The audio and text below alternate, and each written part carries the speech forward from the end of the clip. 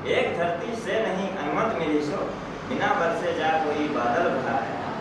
यह तुम्हारा मौन मुझको खल रहा है, देख लो मधुबन किसी का जल रहा है। तीसरा वाला कि अब न आना इस गली में सुनो तुम भी, अब न आना इस गली में सुनो तुम भी, स्वप्न तुझे के लिए अब बुनो तुम भी।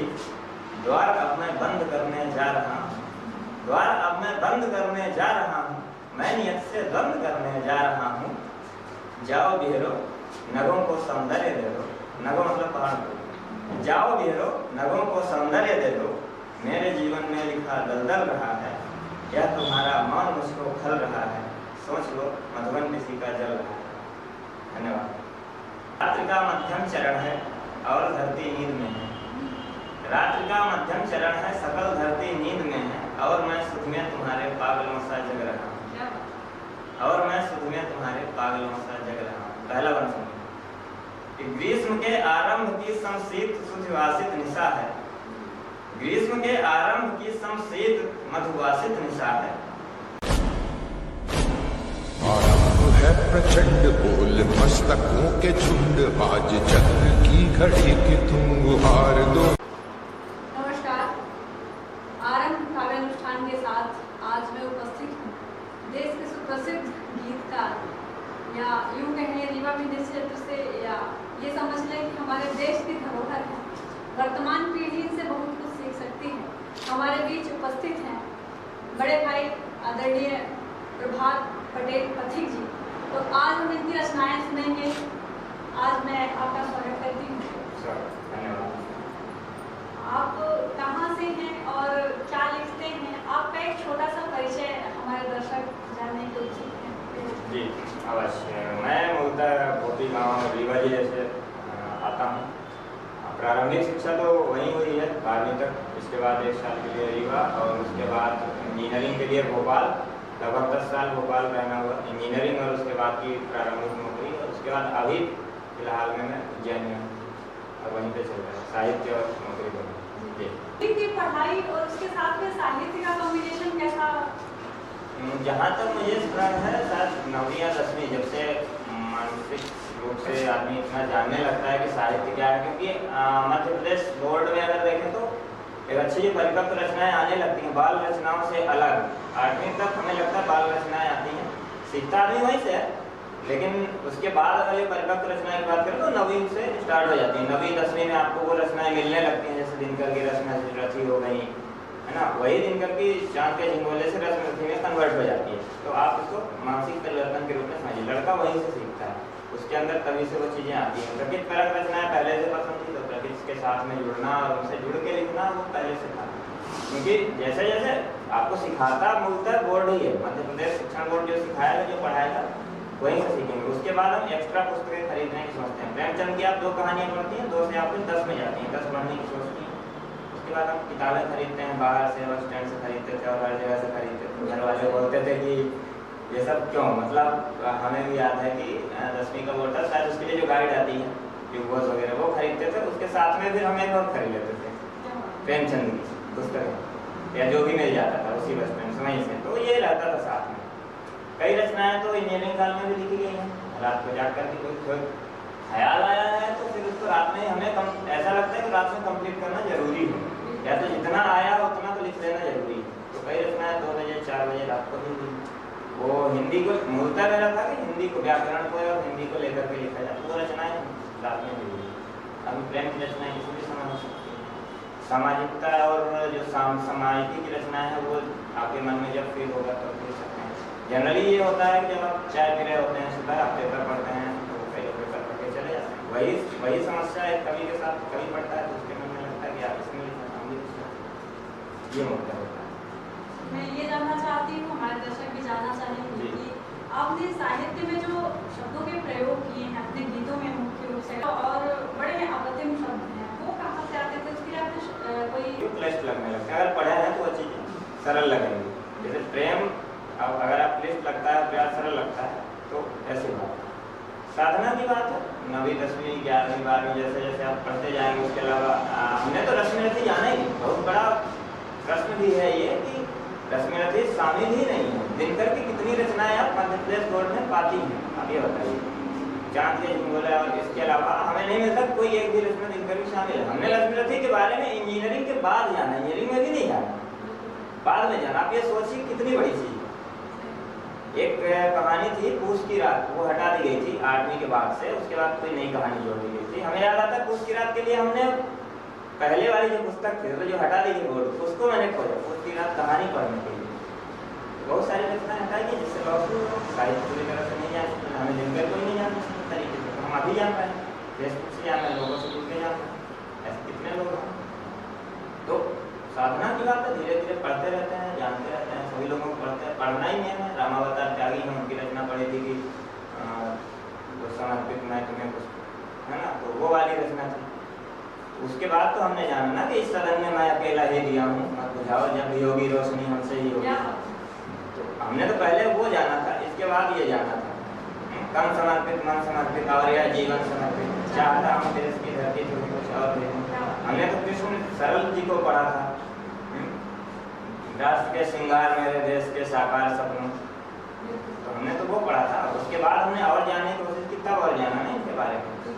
तो बात ये कितनी साधना होती जाएगी, सब उसमें परिवर्तित हो जाएंगे, परिवर्तित हो जाएंगे। आपसे बात करके एक प्रश्न आयास ही आ रहा है नजर में कि वास्तव में जो अंग्रेजी सभ्यता है जिसके प्रति अनायास ही लोग आकर्षित हो रहे हैं, तो आपने अंग्रेजी माध्यम से ही इंजीनियरिंग की पूरी पढ़ाई की हुई, तो उसमें और हमारे हिंदी में आपको क्या अलग से दिखा जो अपनी ओर आकर्षित करता है?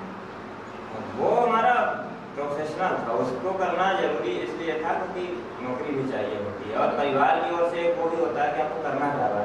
चलिए समाज ही तय कर देता है हमारे समाज में, दिन दिन में या कहीं भी, खासकर मोटा उत्तर भारत क्षेत्र में अभी भी पिताजी तय करते हैं कि आपको क्या करना है, हम नहीं तय करते। उस समय हमें ये भी नहीं पता होता था कि पीएचडी के बाद आपको करना क्या है, पीएचडी होती है उसके बाद ये भी नहीं पता होता इंजीनियरिंग में क्या करना है, क्यों जाना है। ठीक है, परिवार का भी था, विज्ञान हमसे भी आता था, अच्छे से आता था, तो एक वो रहा रुझान शुरू से।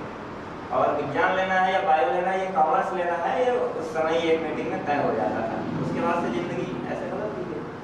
हाँ, इंजीनियरिंग के साथ में साहित्य कैसे रहा, क्योंकि ये 8वीं 9वीं से रुचि लगी, वो फिर छोड़े नहीं छूटता, वो तो फिर रहेगा ही, साथ में रहेगा। आप किसी से भी साहित्यकार से पूछेंगे तो कभी नहीं बोलेगा कि हमारा छूट गया, कभी। मैंने ऐसे साहित्यकार देखे जो बोलते हैं कि हमने पढ़ाई करने के बाद छोड़ा, फिर 20 साल तक कुछ नहीं लिखा, फिर वो लिखने लगे।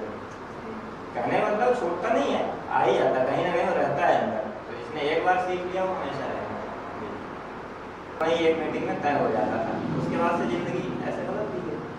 हाँ, इंजीनियरिंग के साथ में साहित्य कैसे रहा, क्योंकि ये 8वीं 9वीं से रुचि लगी, वो फिर छोड़े नहीं छूटता, वो तो फिर रहेगा ही, साथ में रहेगा। आप किसी से भी साहित्यकार से पूछेंगे तो कभी नहीं बोलेगा कि हमारा छूट गया, कभी। मैंने ऐसे साहित्यकार देखे जो बोलते हैं कि हमने पढ़ाई करने के बाद छोड़ा, फिर 20 साल तक कुछ नहीं लिखा, फिर वो लिखने लगे। कहने का मतलब छूटता नहीं है, आ ही जाता, कहीं ना कहीं रहता है अंदर। तो इसने एक बार सीख लिया, वो हमेशा रहेगा। कहने का अर्थ यही है कि हमारी भाषा, हमारी जो संस्कृत है और हमारी जो रचनाएं हैं, हमारे पूर्व पीढ़ी में जिन रचनाकारों ने जो गढ़ा है, जो रचा है, हमें जो समर्पित किया है, उसे हमें अध्ययन करना है। उसे अध्ययन करने से हम अपने आप को पाते हैं, जैसे कि आपने पाया। तो आइए अगली कड़ी में हम आपकी रचनाएं सुनेंगे जो अपने आप में अद्वितीय हैं और हमें कुछ ना कुछ सीखने के लिए मिलेगा। और कुछ सामाजिकता के लिए सुना देता हूँ, क्योंकि मेरा मूल समसामयिकी है, प्रेम भी है साथ में, तो मैं सभी लिखता हूँ। मैं विरह से एक गीत से विरह के, विरह नहीं है वास्तव में, ये वक्रोक्ति है। कभी भी प्रेम का उद्देश्य विछड़ना नहीं होना चाहिए, विछड़न नहीं होना चाहिए, मिलन नहीं होना चाहिए। मिलन ही है, वक्रोक्ति में मिलन। यह तुम्हारा मौन मुझको खल रहा है, देख लो मधुबन किसी का जल रहा है। लास्ट टाइम हो, सुनो, अंतिम बार नहीं मिल रहे हैं कि यह तुम्हारा मौन मुझको खल रहा है, देख लो मधुबन किसी का जल रहा है। पहला बार सुनिए, देख लो फिर देर हो जाए ना अतिशय, सुनिएगा, देख लो फिर देर हो जाए ना अतिशय, यह सदैव ही कहीं हो जाए ना निर्दय, यह हृदय नहीं, यह सदैव ही कहीं हो जाए ना निर्दय। अति किसी भी वस्तु की अच्छी नहीं है, अति किसी भी वस्तु की अच्छी नहीं, आयु इतनी भी सुनो कच्ची नहीं, आयु इतनी भी सुनो कच्ची नहीं है। एक लड़का क्यों तुम्हारे और तुम्हारे ही लिए बस उम्र भर पागल रहा है, यह तुम्हारा मौन मुझको खल रहा है, देख लो मधुबन किसी का जल रहा है। दूसरा वंश देखने को अब गली में फिर दोबारा, देखने को अब गली में घर तुम्हारा, एक लड़का अब न आएगा दोबारा। देखने को अब गली में घर तुम्हारा, एक लड़का अब न आएगा दोबारा।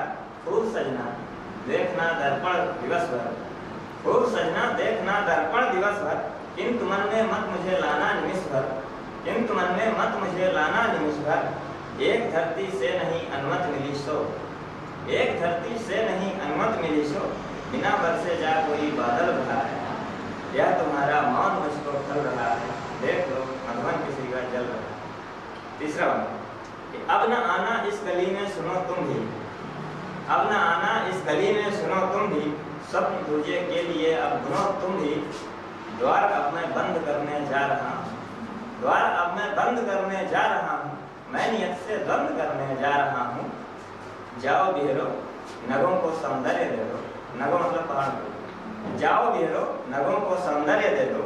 मेरे जीवन में लिखा दलदल रहा है, यह तुम्हारा मौन मुझको खल रहा है। सोच लो मधुबन किसी का जल रहा है। धन्यवाद। रात्रि का मध्यम चरण है और धरती नींद में है, रात्रि का मध्यम चरण है सकल धरती नींद में है। और मैं सुध में तुम्हारे पागलों सा जग रहा हूँ, और मैं सुध में तुम्हारे पागलों सा जग रहा हूँ। पहला वंश कि ग्रीष्म के आरंभ की समशीत सुधिवासित निशा है, ग्रीष्म के आरंभ की समशीत मधुवासित निशा है। धवल ज्यों मुखड़ा तुम्हारा शुक्र इतनी चांदनी है, धवल ज्यों मुखड़ा तुम्हारा शुक्र इतनी चांदनी है। शांत शीतल गंधवाही पवन में मैं खो रहा हूँ, शांत शीतल गंधवाही पवन में मैं खो रहा हूँ। एक छवि मन में बसाए जो कि इकलौती बनी है, एक छवि मन में बसाए जो कि इकलौती बनी है। कांति अपने शीर्ष पर है, शांति अपने शीर्ष पर है, कांति अपने शीर्ष पर है, शांति अपने शीर्ष पर है। और मैं यह नींद वाले पागलों सा जग रहा हूँ। रात्रि का मध्यम चरण है सकल धरती नींद में है, और मैं सुध में तुम्हारे पागलों सा जग रहा हूँ। दूसरा बंद इसका चांद यह साथी हमारा जाने कितनों का परम प्रिय। चांद से बातें करते हुए का चांद यह साथी हमारा जाने कितनों का परम प्रिय। मैं इसे बतला रहा हूँ तुम हमारे हेतु क्या हो। चांद यह साथी हमारा जाने कितनों का परम प्रिय। मैं इसे बतला रहा हूँ तुम हमारी हेतु क्या हो। तुम हमारी प्रेरणा हो, साधना आराधना हो। प्राण अविनाशी हो, नश्वर देह मध्यक से क्या हो। तुम हमारी प्रेरणा हो, साधना आराधना हो। प्राण अविनाशी व नश्वर देह मध्यक से क्या हो। और यह चुप सुन रहा है मंद गति से बढ़ रहा है, और यह चुप सुन रहा है मंद गति से बढ़ रहा है। मैं सुखद कल के सहारे पागलों सा जग रहा हूँ। रात्रि का मध्यम चरण है सकल धरती नींद में, और मैं सुध में तुम्हारे पागलों सा जग रहा हूँ। अंतिम बंद है, अब भोर होने वाली है। कि भोर होगी कुछ घड़ी में मुस्कुराएगा सकल जग, भोर होगी कुछ घड़ी में मुस्कुराएगा सकल जग। तब हमारे होंठ स्मित हों क्या कोई कारण बनेगा, तब हमारे भी होंठ खुशी से हों। कि भोर होगी कुछ घड़ी में मुस्कुराएगा सकल जग। तब हमारे होंठ स्मित हों क्या कोई कारण बनेगा। या कि फिर मेरी प्रतीक्षा रात्रि अगली कर रही है, या कि फिर मेरी प्रतीक्षा रात्रि अगली कर रही है। समय फिर लेगा परीक्षा कौन दुख हारण बनेगा, समय फिर लेगा परीक्षा कौन दुख हारण बनेगा।